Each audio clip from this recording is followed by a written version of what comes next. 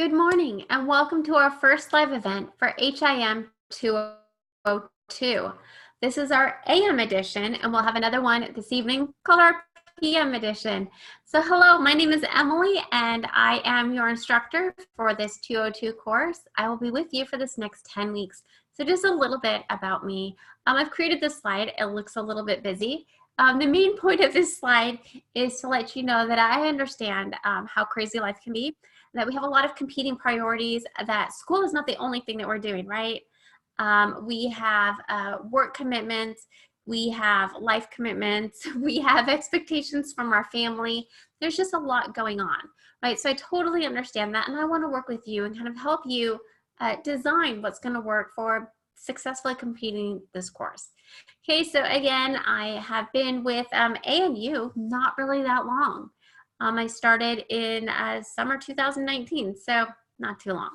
I am a regional director of health information management. I have worked in the field for about 20 years now.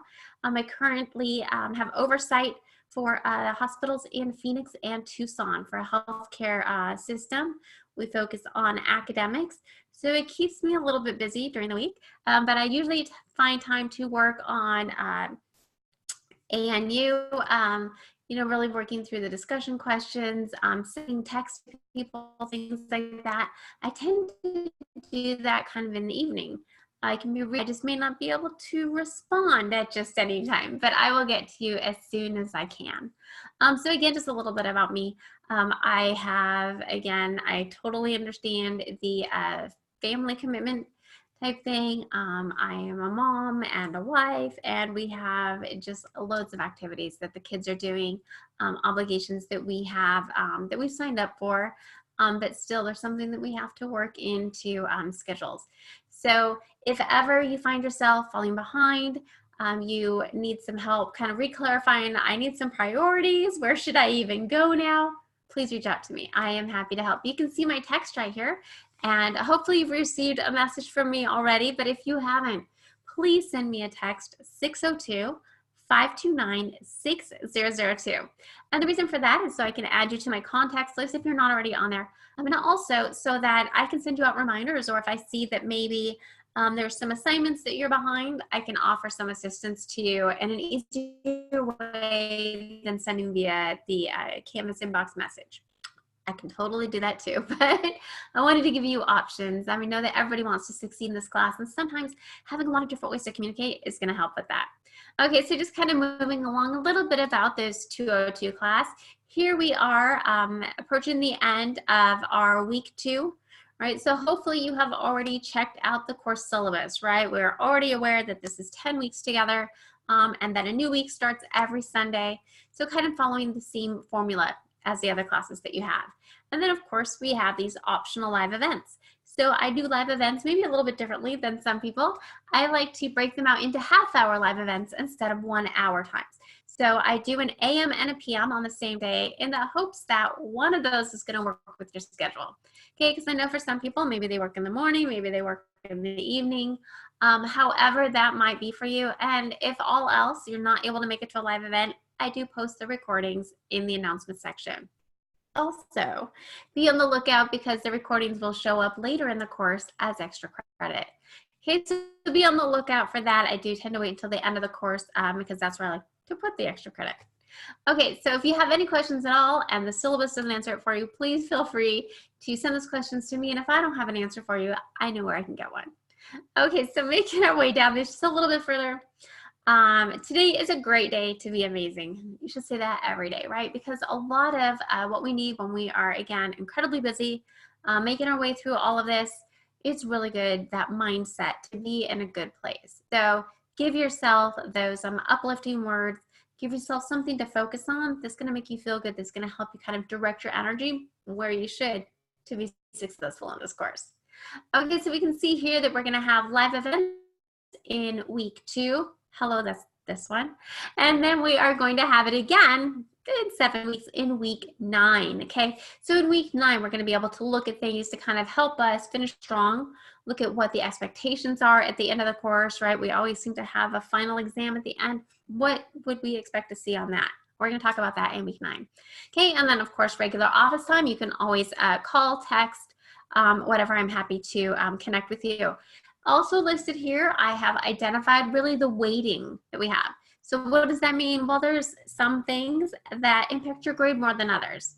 So if you are working on assignments, which are going to be things like the, I'm trying to remember what they're called, which are going to be like the apply yourself ones, if there are any that are coding practice, those types of things, those all fall into the assignment group. So you can see in this course that those are worth 35% of your grade.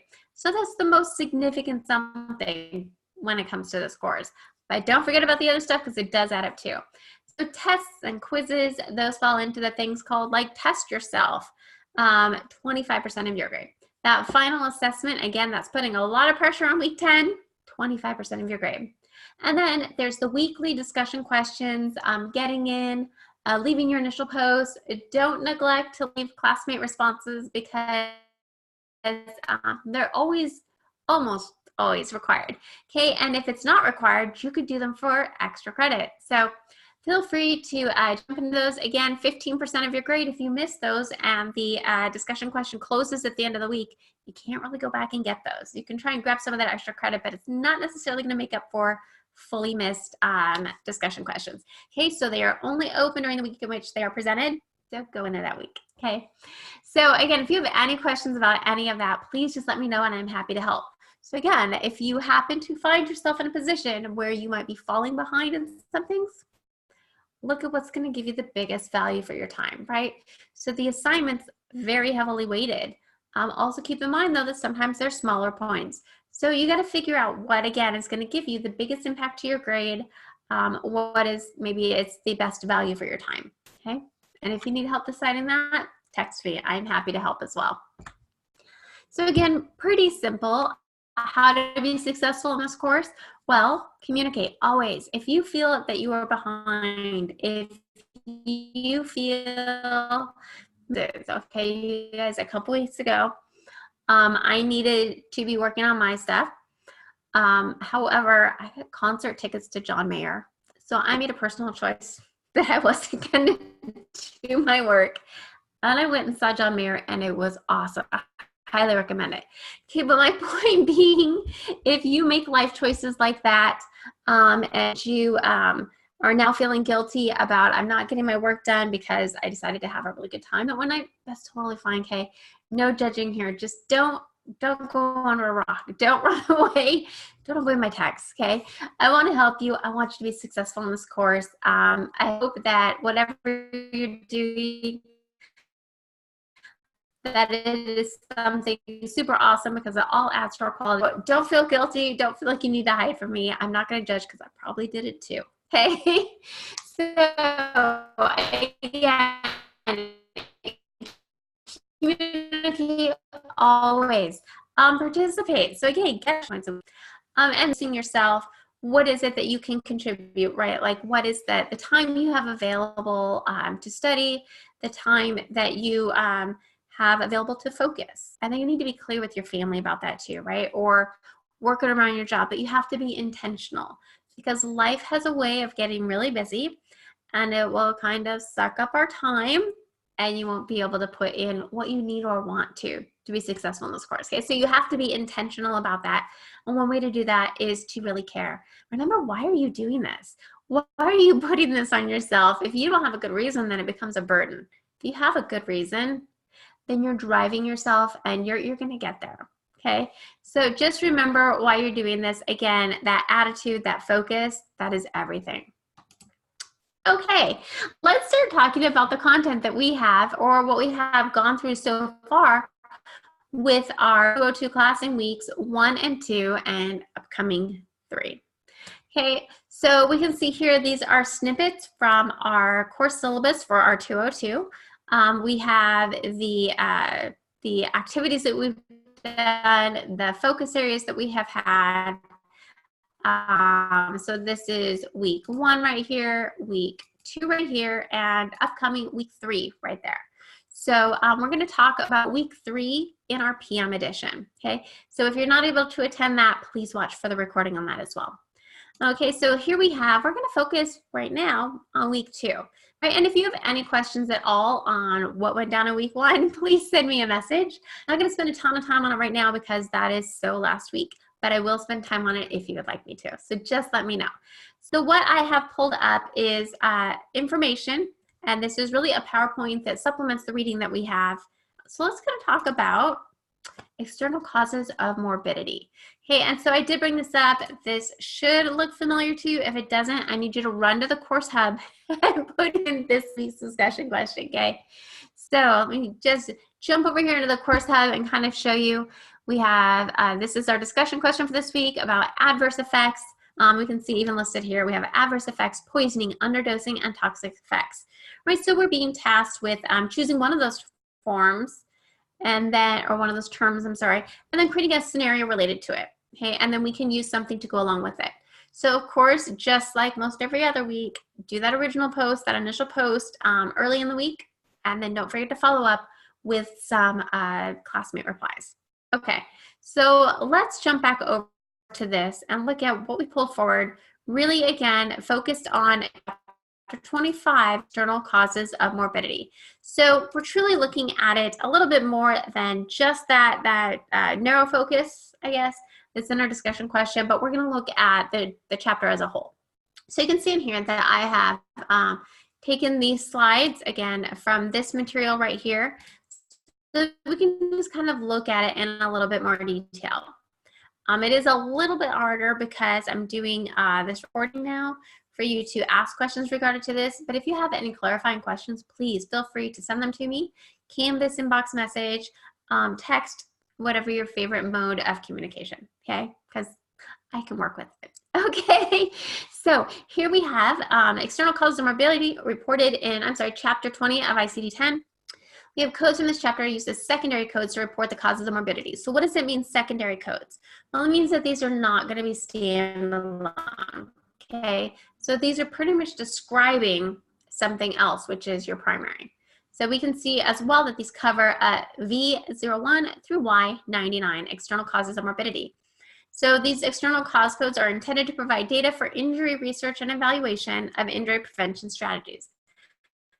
So you can kind of think about, this is how we get some of the statistics when people say things like we have an increased incident of, I don't know, I'm trying to think of like what might be an injury, people falling while on their cell phones, right? I think I saw a stat on something like that. People injuring themselves while walking and talking on the phone. There could be stats related to people injuring themselves while water skiing or snow skiing or whatever it might be. That's driven from data like this. That is driven from these external cause codes. So the fact that somebody broke a leg is maybe not what we're looking at. What were they doing when they broke that leg? Okay, so continuing along on this, there's not actually a national requirement that mandates you have to do these external cause codes. Now in ICD-9, these were not these codes. They were not a V01 through Y99. They were actually something called E codes, right? So those external causes were in a category or a portion of the ICD-9 book, right? As I illustrate the book I'm not holding, but it was thick. That was found in the E codes, as well as there'd be some things that would maybe be in the V codes as well, but it was primarily in the E codes. So a completely different setup, not required there either. But you might have some payers that will always want it to be included, and that's going to be payer specific, but it's not necessarily a national requirement to be reported. And again, these are secondary codes. These are never going to be a primary. Okay, so some of the types of things, if you have transport accidents, they're going to be broken out into sections of those V codes. So you can see there, pedestrian injured, there's a range. Pedal cyclist injured, motorcycle rider injured, occupant of a three-wheeled motor vehicle injured. Can you like already figure out like, oh, they're just generating stats like crazy, right? Those people in statistics and research get really excited about things like this because we're giving them so much information that they can now start creating their pivot tables, okay? So here we also have V40 to V49, car occupant injured. So again, it's going to accompany something. So if somebody has a concussion or somebody had, an eye injury, who knows? That would be their primary, would be that injury. but then this would be that thing that backs it up if maybe they were, you know, on a bicycle and they, I don't know, were speared in the eye with a tree branch. I don't know. Okay, but you can imagine there's a lot of different things that would be covered in that. Okay, as we advance through these, we can see there's just a few more. Final transport factors to be water, air, and space, other and unspecified. It's very possible that in the future, those will have their own category because, again, as society evolves, as there's going to grow need for more specificity, and they may get their own range. Okay. Other external causes of accidental injury. This one divided up: slipping, tripping, stumbling, and falls. I'm sure it's a very heavily used category. Exposure to inanimate mechanical forces and exposure to animate mechanical forces. So again, knowing how someone injured themselves, and it's very possible that somebody will come in and they will not offer detail around how they injured themselves, and you just kind of let it, again, these are not required to be documented. There would be ways to say just no information available. Okay, so here we continue. Accidental non-transport drowning and submersion. Exposure to electrical current, radiation, and extreme ambient air temperature and pressure. Exposure to smoke, fire, and flames. Past what we have need to carry forward. Okay, and more still. Contact with heat and hot substances. Exposure to forces of nature. Again, a very broad category, but it would cover a lot of things. Accidental exposure to other specified factors. So as you can see, we haven't really touched on the same exact things that are in our discussion question this week. The discussion question focusing on the poisoning, the adverse effect, and whatnot.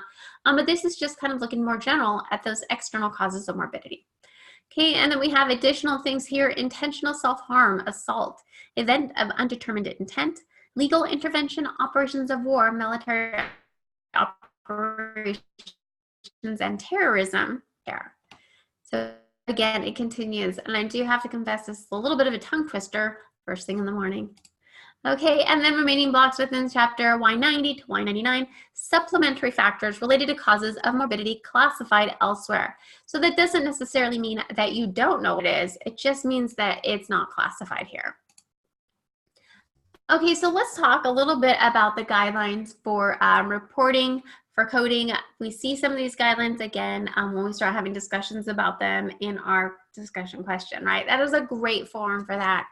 Again, when you start to feel like things might be repetitive, that's how your discussion forum is really helpful because you're able to get that information.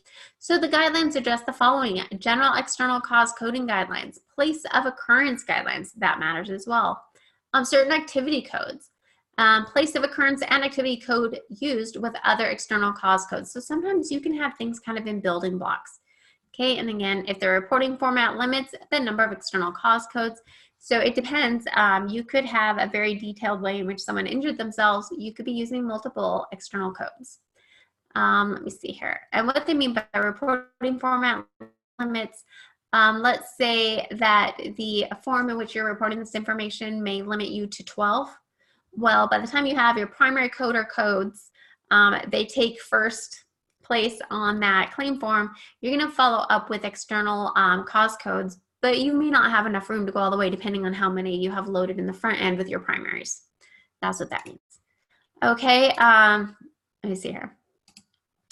Official guidelines and coding continuing, child and adult abuse guidelines, unknown or undetermined intent guidelines. So sometimes somebody can injure themselves, but you don't know if it's intentional or maybe they haven't said. It's unclear. So you have different guidelines on how you would code those sorts of things. Terrorism, external cause status. So again, a lot of information, a lot of guidelines, very specific to the scenarios which may have caused that certain injury. And of course, really helpful to kind of put all these together, points to remember. So, and I've probably said this maybe 7 times, the external morbidity codes are secondary codes. So you're always going to have primary codes that precede these, okay? So these codes can be used in any healthcare setting. So that means they're not just tied to acute. They may be used in any of them. They could be used in a physician's office setting, in an urgent care, whatever it might be. External cause codes are not required for reporting. Some third-party payers may want them. Some are indifferent. They're not paying for them, but some of them, again, doing their own tracking. Maybe there's certain activities somebody doing that they wouldn't want to cover an injury that is drawn from that. You never know. People could have exclusions in their plans. So there might be different reasons why a payer would want it, though, again, not a national requirement. Additionally, external cause codes are intended to provide data for injury research and evaluation. So again, it's really about getting the data. These are not billable codes. People did not get paid for them. However, they're able to create information based on this. Again, going to be changing as probably, I'm trying to remember, you guys, how long cell phones have been around. But when you think about, they talk about the injuries that people incur because maybe they're driving and talking on the phone, right? Or, they're walking down the sidewalk and they fall in. There was actually a great commercial on that, right? When maybe even United Healthcare or somebody was advertising ICD-10 codes. Those all evolve from utilization. They have to have some sort of research that tells them that this is a growing something. So again, research and evaluation of injury. Place of occurrence codes are secondary codes for use after the other external cause codes to identify maybe the location of the injury. So if someone is injured on their bike in a park, you know, whatever it might be, in a public space, whatever, you would have the injured on a bike preceding the where that bike happened to be at that time, okay? So that's kind of the order that that goes in. And again, based on your number of fields available, not knowing how many primary codes you may have put in place. If you have a trauma case, there's a really good chance that you're going to be filling out most codes with your primary codes. Okay, in addition, there are an extensive number of guidelines that coders need to understand. So again, I think we had, 2 or 3 slides that talked about the different types of guidelines. So be sure to check those out. And facilities can also decide how they're going to use these codes. Again, without a national requirement, there's some variability in how people put these together. Okay, so we see here, what else do we have hiding here? This is an example. Okay, so just kind of thinking about, and if you want to pause the recording so you can try this yourself, they're saying select the code for the following: fall from ladder, initial encounter. Pause. Okay, that's enough for the dramatic pause. Let's go ahead and take a look at this one. So the main term that you are going to look for in the external cause index is going to be the fall. Again, thinking about what was it that they were doing, right? And then you're going to go on to additional clarifying information. So you're going to start with fall, and then your modifying term is going to be from or off or out of, or the latter. Those are all going to be things that you could look at to get to the code that you want. So here they have, for example, that W11.XXXA. So a lot of times you're going to find that there's placeholders and they'll use different ways to do that. But again, this one in particular, see if you could come up with that same answer. Okay, and that is it for this morning. So I hope that this was helpful. I hope that you enjoyed it. I hope that you can't wait to check out the external causes part of your book, because it really is fascinating. I think it is largely the, there's a whole marketing campaign on it. I'm going to actually find those. I'm going to send them to you guys just for fun. Okay, so please check out the external causes. If you have not already, go check out this week's discussion question, and feel free to come back this evening. Check out our PM edition for our live event number 1, where we're going to be talking about ICD-10 PCS. So leaving you with, I just have this little quote that I pulled up because I always like to wrap up with something, right? So when you concentrate your energy purposefully or purposely on the future possibility that you aspire to realize, your energy is passed on to it and makes it attract you with a force stronger than the one you directed towards it. So basically, you put that good energy out there, you put that want out there, it is going to draw you to your goal, and it's going to draw you with more intensity than you even put out there initially. Okay, so again, very important, that whole commitment piece. Commit to why are you doing this? Not just this course, but why are you spending this time going back to school, right? Why are you investing? Put that positive energy into that, and you're going to reap rewards even much greater than what you put out. All right, so anyways, I hope you have a fantastic rest of your day. Please check out the Images edition if you can. If not, I hope that you'll watch the recording as well. Have a great end to your week too.